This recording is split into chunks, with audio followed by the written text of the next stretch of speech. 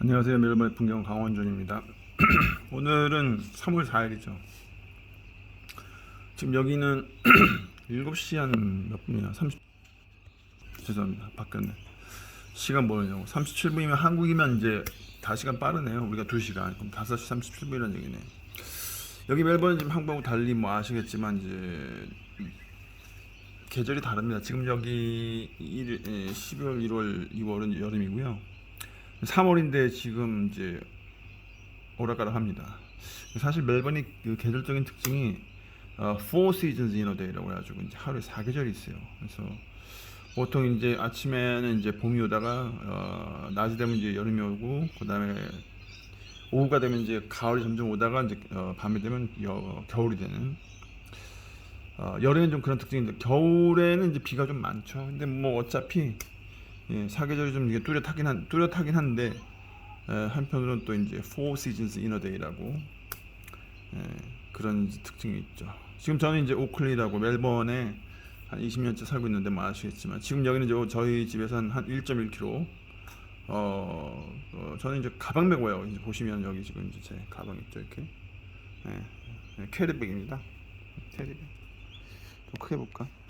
이렇게 요거 이제 가방 메고 와요. 뭐 여기는 파스리가 많아서 아유 굳이 뭐 걸어옵니다 맨날. 뭐 카트 버기 끌고 오시는 분들도 계시고.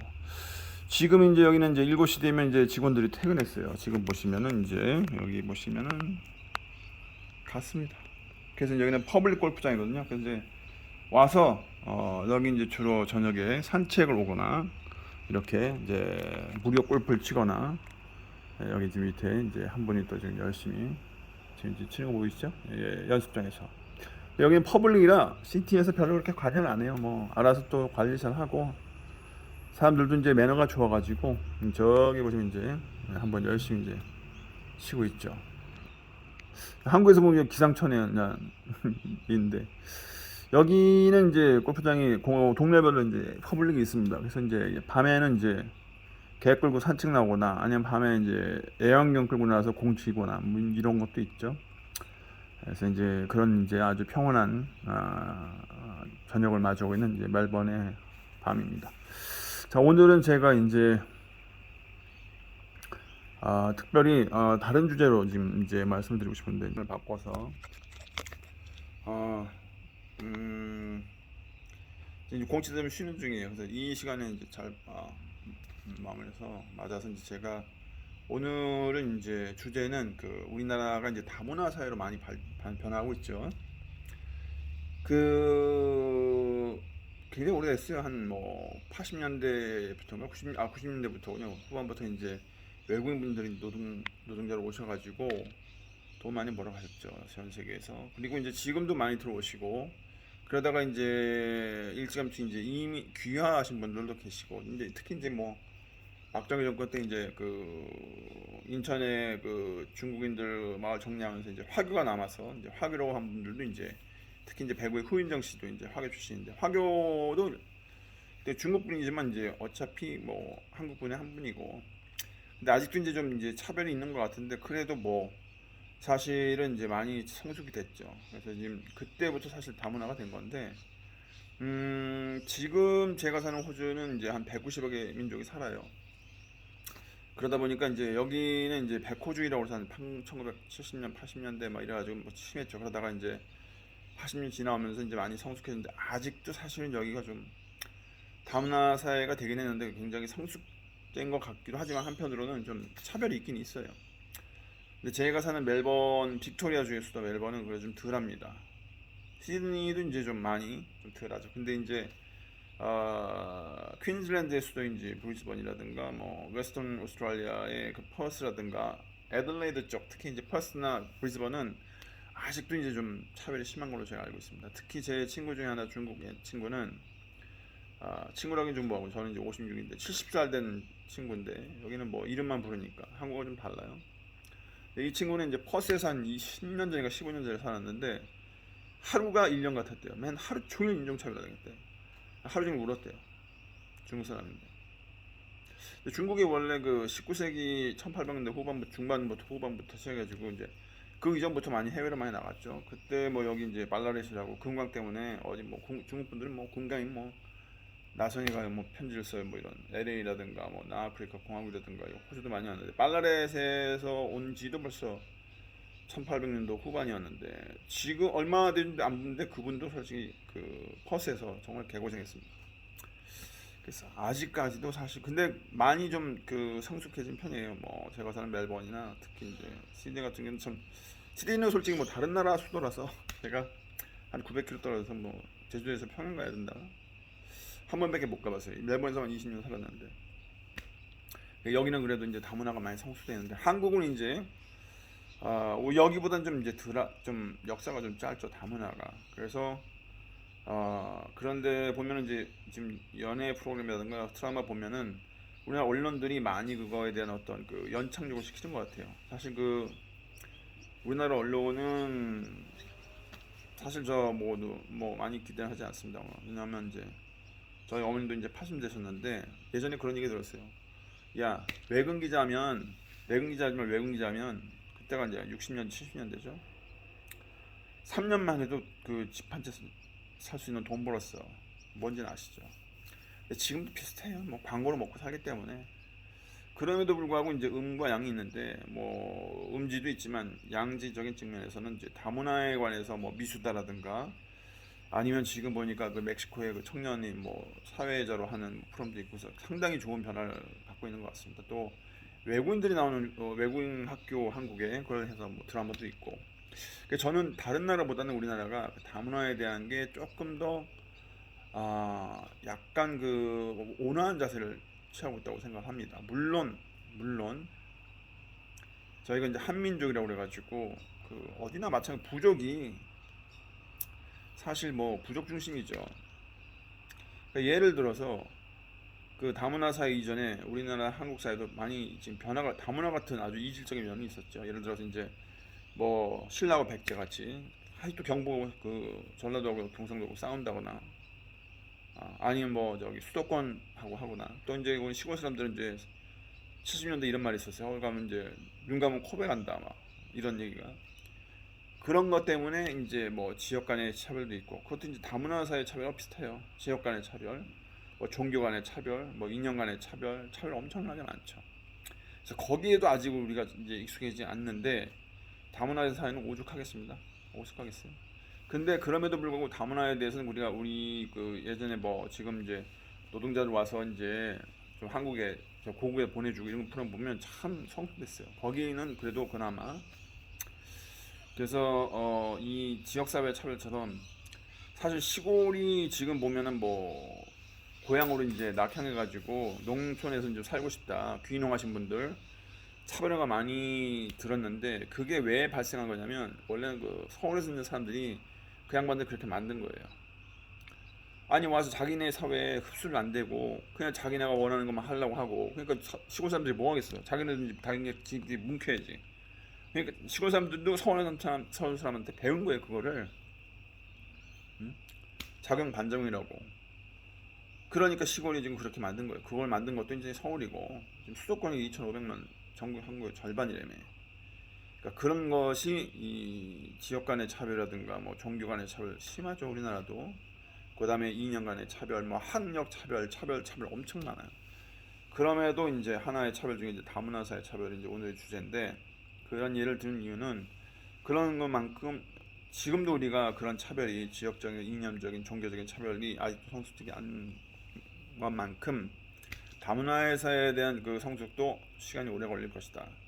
그래서 그럼에도 불구하고 우리나라는 그래도 그런 분에 대해서 다른 그 호주라든가 예를 들어서 미국이나 뭐 영국, 앵글로 애들, 유럽 애들은 보통 이제 그 노예로 먹고 살았죠. 나라면 나라 침략해가지고 뭐 남미는 스페인하고 포르투갈이 먼저 먹었고 뭐 미국도 뭐 인디안의 체로키 부족한테 땅 줬다가 땅 뺏고 원어 말살하고 했죠. 뭐 영국이 또 영국은 뭐 아프리카 뭐 지금도 식민지 있어요. 우리나라는 그 정도는 아니잖아요. 그 정도. 그죠? 그래서 그런 면을 보면은 우리나라는 그래도 이제 아직까지도 걔는 차별이 있어요. 뭐 지금도 뭐 미국은 총기 사로 하나에만 몇 명씩 죽잖아요. 뭐 KK 흑인 인권 차별 아직도 있고 근데 우리나라는 그런 면에 비해서 상당히 경착륙보다는 안정된 안착륙 하는 것 같습니다. 그러면서 되게 좋은데 그럼에도 아무래도 이제 우리나라 아까도 말씀드렸듯이 한 예로 지역 간의 차별처럼 이것도 이제 시간이 갈 테지만 아무래도 이제 우리 언론들이 좀 많이 나서서 그런 거 좀 선도해야 되지 않을까 그런 생각이 있습니다. 뭐 음과 양이 있지만 그래서 오늘은 이제 이거를 배경으로 뭔 얘기를 하고 싶으면 이제 귀화한 분들한테 제가 첫 번째 주제를 뭘 하고 싶냐면 저 같은 이제 해외 교육팬들은 특히 이제 외국에 미국에 갈 경우는 애들이 이제 미국 가면은 집에서 영어를 쓰게 만들어요. 왜냐면 거기 사회 이제 메인스트림 주류 사회에 가려면 영어를 해야 돼. 그건 당연한 거죠. 근데 그러다 보니까 세대 간의 갈등이 생겨요. 그리고 어떤 그 고유의 영혼도 이제 없어지죠. 언어라는 게 한 나라의 한 민족의 한 국가의 구성원들의 영혼을 만들거든요. 근데 영혼이 이제 없어지는 거죠. 그래서 결국은 그런 게 사실은 저는 좋다고 생각하는 게 물론 메인스트림에 가려면 일본 가는 일본어 써야 되고 뭐 프랑스 가면 프랑스, 독일은 독일어 써야 되고 영어는 영어 가면 영어 써야 되는데 저는 우리 이제 그 귀화하거나 뭐 이민으로 오셨거나 뭐 결혼했거나 뭐 이런 이제 한국에 사시는 외국인분들이 어차피 이제 한국 이제 시민이 되셨지만 한국 시민권 따기가 되게 힘들다고 들어요. 그래서 한글 많이 익숙하시는 것 같은데 저는 메인스트림에 어차피 가려면 한글을 배우셔야 돼요. 물론 그래야 여러분들이 그 사회에서 흡수가 되기 쉽고 자리를 잡을 수가 있습니다. 하지만 한편으로 만약에 베트남이라든가 아니면 뭐 프랑스라든가 독일 분들이라든가 다른 나라 분들은 집에서만이라도 자기네 언어를 쓰게끔 하세요. 왜냐하면 이 꽃이 만약에 하나 무궁화 꽃만 있다, 뭐 장미만 있다, 백합만 있다 이런 하나만 있으면 지루합니다. 거의 그 단세포 아메바식의 생각도 협소해지고 주관이 너무 심해가지고 객관적으로 볼 수도 없고 그리고 문화 자체도 지금 뭐 BTS나 우리나라들 아이돌 보면 뭐 옛날에 뭐 J-팝이라든가 시티팝이라든가 이런 것도 이제 옛날에 저희 젊었을 때는 했지만 뭐 일본 문화도 사실 서양껏 받은 거니까 그리고 이제 뭐 일본 문화도 있지만 일본도 클래식이 아름답죠. 작가도 많고 우리나라는 이제 클래식 작곡가는 없어요. 물론 이제 성악이 있지만 가곡이 있고 그것도 우리나라 클래식이죠. 그래서 이제 일본도 원래는 그 영국에서 이제 미국에서 갖고 온 거고 사실 그 쿨재팬이라고 그게 쿨재팬이 뭐가 나온 거냐면 쿨그 브로이튼이라고 해가지고 영국이 먼저 그 밴드 같은 거 뭐 스웨든가 그거부터 시작해가지고 이제 쿨 브리튼이 이제 쿨 재팬이 그걸 만들어 했는데 사실은 그런 것들이 이제 우리나라에 다 흡수가 돼가지고 문화가 되게 이제 많이 나아졌죠. 많이 풍성해졌죠. 그런 것처럼 여러분들도 우리나라도 사실은 그런 그 BTS처럼 다른 문화가 흡수됐기 때문에 문화가 그 많이 풍성해진 거예요. 즐길 게 많잖아요, 그죠?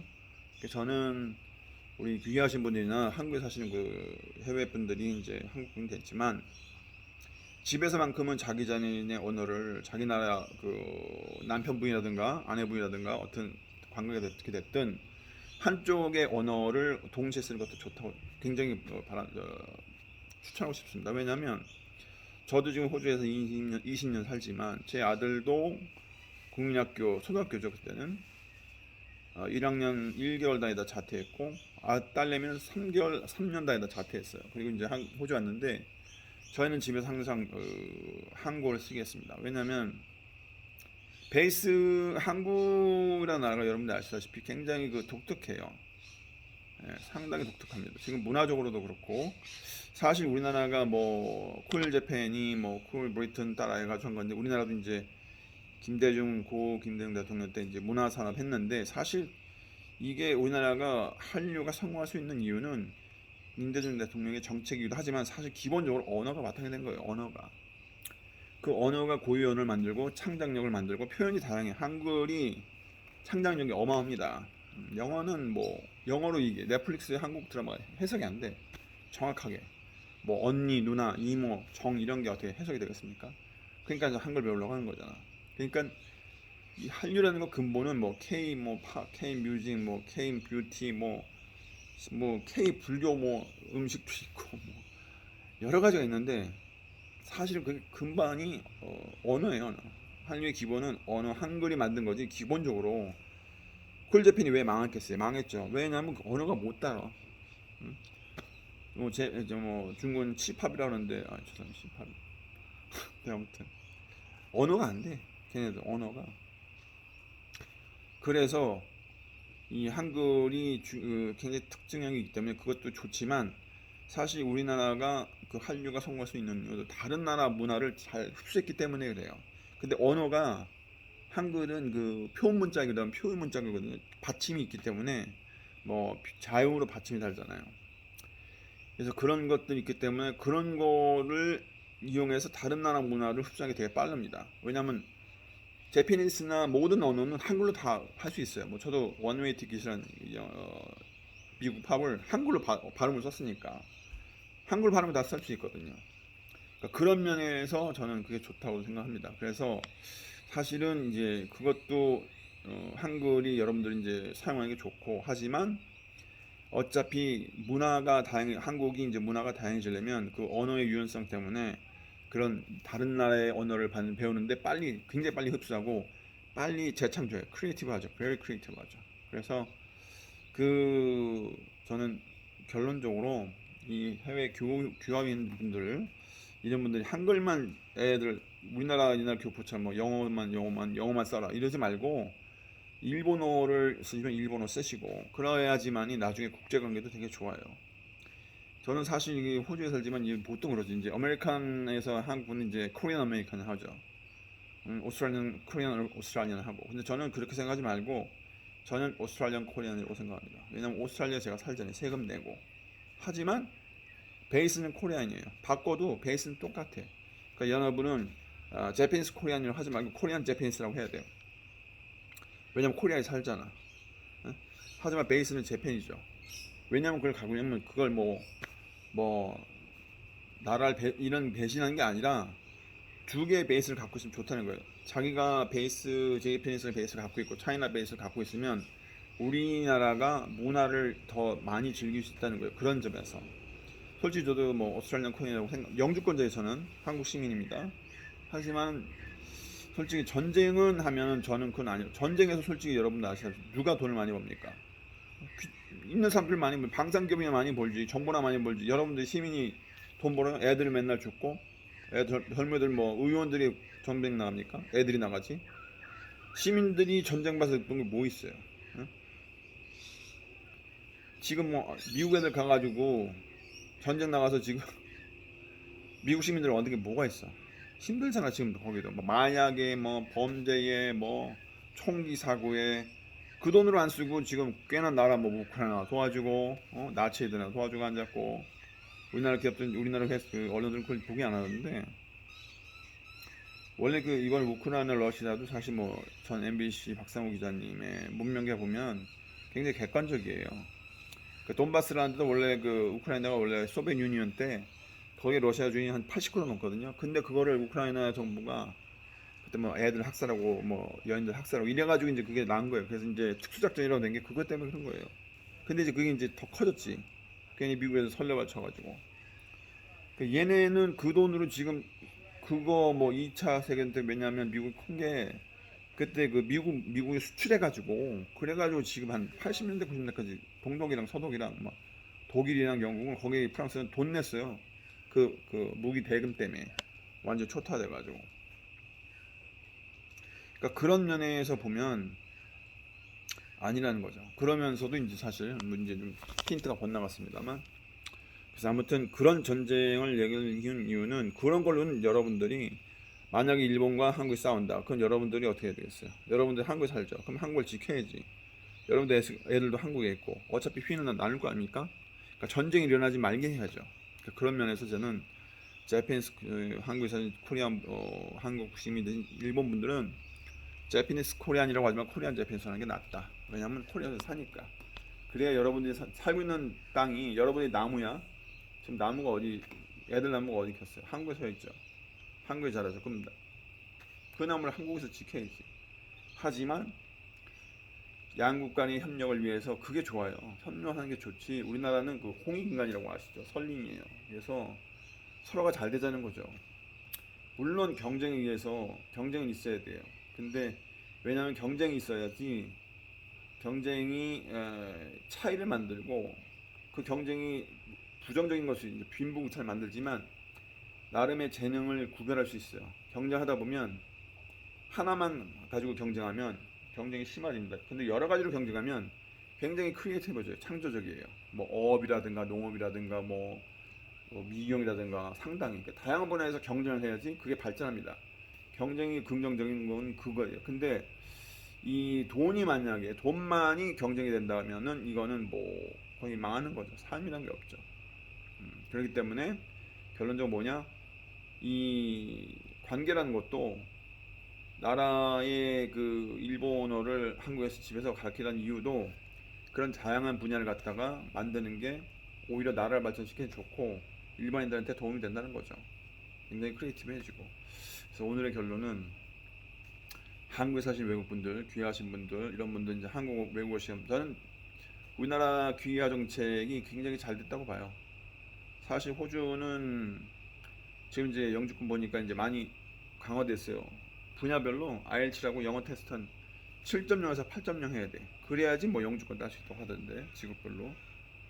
그래서 저는 우리나라가 그런 면에서 좀 앞선 것 같아요. 영어 한국어 해야 됩니다. 그렇지 않고선 한국 사회가 결집이 될 수가 없어요. 여러분들이 사시는 애들이 지금 뿌리 내린 땅이 한국인데 여러분들이 만약에 일본이 침략하면 여러분들이 이제 일본 사람이 한국 와서 살았는데 여러분들이 삶의 바탕이 한국이시면 여러분 어떻게 되겠어요? 애들이 어떻게 되겠어요? 그죠? 저도 호주 살면은 호주 오스트레일리아 코리아로 생각한 이유지만 한국 시민이지만 그렇게 생각한 이유는 저는 전쟁은 아니다. 서로 돕자. 이런 주의로 그렇게 생각하자는 겁니다. 그래서 오늘은 다시 말씀드리지만 집에서는 지금 여기 교민들도 이 메이드 인 오스트레일리아가 있어요. 한국인인데 이제 메이드 인 오스트레일리아. 저 메이드 인 코리안이지만 애들도 우리 메이드 인 코리안이지만 저희는 시민권자예요, 둘 다. 근데 한국말 되게 잘합니다. 집에서. 그래서 두 가지 언어 쓰니까 예를 들어서 이제 여기 기아가 오스트레일리아 오픈하면 저희 아들하고 딸도 거기서 알바해요, 가끔씩. 그럼 쏠쏠합니다. 아주 큰 기업이 하는 거기 때문에. 그죠? 그러니까 만약에 이제 일본하고 한국하고 협력사를 한다. 그럼 이제 여러분들 자녀가 일본어하고 한국 잘하면 협력을 할 수가 있잖아요. 그죠? 뭐 프랑스를 하든지 영어를 하든지 그런 면에서 저는 여러분들이 집에서만큼이라도 사실 이제 메이드 인 오스트레일리안 메이드 인 오스트레일리안 한국 분들은 애들이 한국말 하기 되게 힘들어해요. 싫어해. 되게 그 고민합니다. 그게 이제 포기를 해요. 근데 저는 그게 굉장히 안타까운 게 왜 양날의 칼을 쓰는 게 그걸 왜 모를까? 오히려 더 애들한테 기회가 많은데 그죠? 그래서 오늘은 결론은 한국에 귀화하고 계신 이제 한국 시민들 외국분들은 집에서라도 고국의 언어를 가르치는 게 좋다. 왜냐하면 두 개 언어를 쓰는 게 아이들의 미래를 위해서도 좋다. 또 국가 간의 협력을 위해서도 좋다. 이런 면에서 이제 오늘은 언어와 관련된 측면에서 귀화한 분들한테 말씀드렸고 다음에는 이제 한국의 정치에 대해서 이제 삶에 대해서 좀 현실에 대해서 이제 다시 한번 이제 말씀드리겠습니다. 아마 저는 이제 그 1967년생으로 굉장히 가난한 시절부터 뭐 가발 사업이라든가 뭐 간의 수공업, 경공업, 중공업, 그다음에 중화공업, 그다음에 이제 뭐 반도체까지 그래서 지금 가난한 나라에서 선진국까지 이제 경험한 아주 찬란한 시대를 느낀. 저는 젊은 애들보다는 상당히 굉장히 많은 경험을 갖고 있어. 오히려 그게 필리핀 바나도 1년에 한 번 모을 수 있었지만 상당히 좋은 경험이라고 생각해요. 워낙 경험이 많으면 그런 것처럼 이제 문화도 많으면 좋잖아요. 그래서 그런 거기 때문에 그런 걸로 이제 여러분들이 한국 사회에 전차하시는데 아셔야 될 것을 이제 나중에 또 삶에 대해 정치라든가 사회 문화라든가 이런 것도 또 말씀드리도록 하겠습니다. 오늘 여기까지 하겠습니다. 자, 오클리에서 지금 이제 자, 판매권 매미 소리 울리죠? 야, 저 양반 아직도 저기 있어. 어? 열심히야. 대단하네. 여기는 뭐 요즘 보니까 얼마 보니까 이제 골프장들 좀 난리 났던데 솔직히 저는 이제 한 몇 년에 한 번씩 한구장 가면, 한 골프장 가면 제가 뭐 양몰이 당하는 것 같아요. 여기는 그러지 않거든요.